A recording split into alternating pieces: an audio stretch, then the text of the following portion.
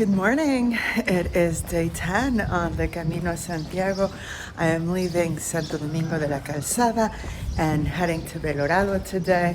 I've got to say I got a little bit of a late start. I just didn't want to leave my parador without having a yummy breakfast first. So I may pay for that later on with walking through the hotter part of the day, but it is kind of a short day. It's about 13 miles, a little bit over that. I think it's 22 kilometers. So I'm hoping that since I did have breakfast and I don't have to stop along the way, that means that, I'll get there quicker and it won't be too hot. It won't be too hot, right? It's also laundry day, so I do need to get to Belorado, and hopefully the hotel I'm staying at offers laundry service, because I don't think I have a single item of clothing that's clean anymore. So, laundry day.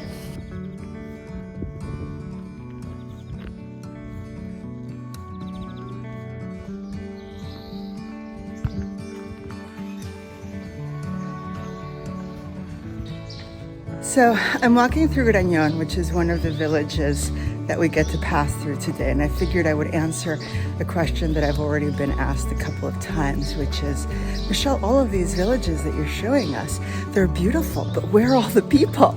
Well, I guess the answer is a little bit multifaceted. On the one hand, we are in rural Spain, and like rural areas everywhere, well, there's been a population drain as people move away and go to the cities, which is where the jobs are. Another thing to take into account is that these are really postage-size stamp, towns along the way, which were created hundreds of years ago and still exist with the sole purpose of supporting pilgrims on their way to Santiago. So, for example, this village here, there's only 300 people in the population. There may be a couple of albergues, a couple of restaurants, a shop, a church, of course, and that's about it. So where are the people? Well, the few people that are here are indoors working, right? And then there's the last component. What about the towns, the bigger towns, even the small cities like Pamplona and Logroño that I've stopped in? You'd think you'd see people there. Well, when I'm arriving in town, it's usually between 1 and 2:30 in the afternoon. This is prime time for lunch for the Spaniards. So pretty much every business closes here between 1:30 and 3:30 in the afternoon, because that's the main meal of the day for Spaniards, and they still take it with their families. So everything dies. Spaniards truly do live at night. That's when you see really everything come to life. But as an exhausted pilgrim walking 13 to 15 miles a day, even 19 sometimes, there's no nightlife here. So I never get to see that.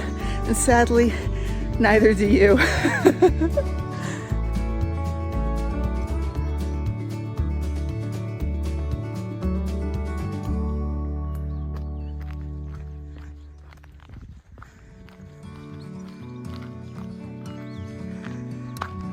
We're officially leaving La Rioja and entering Castilla y León. And I have to say, it's kind of funny. There's more of a marker here than entering Spain from France.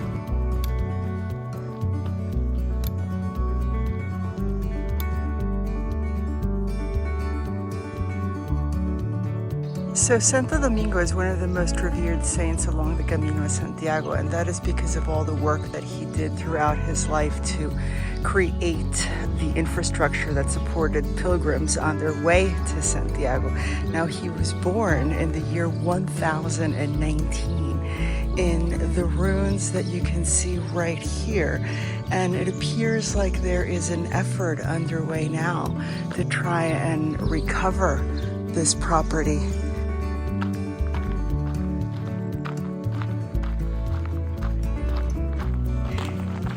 You're starting to lose it just a little bit when you start to talk to the clouds, asking them to not move so quickly so that you can maximize the shade. Oh well, only about 30 minutes left to go in today's walk, so all good.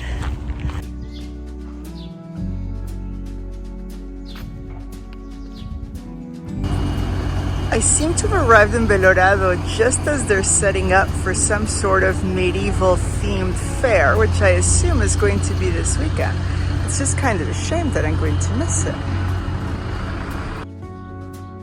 The murals in Belorado are simply amazing. They're all over the place. That is the church that welcomes you into the old town. And this right here is my hotel, which is super cool. And even cooler was the great meal I had for €12.50. Can't beat it.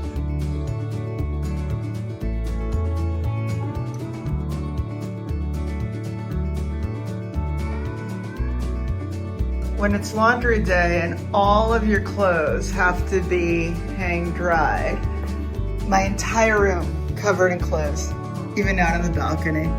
Hope they don't get blown away.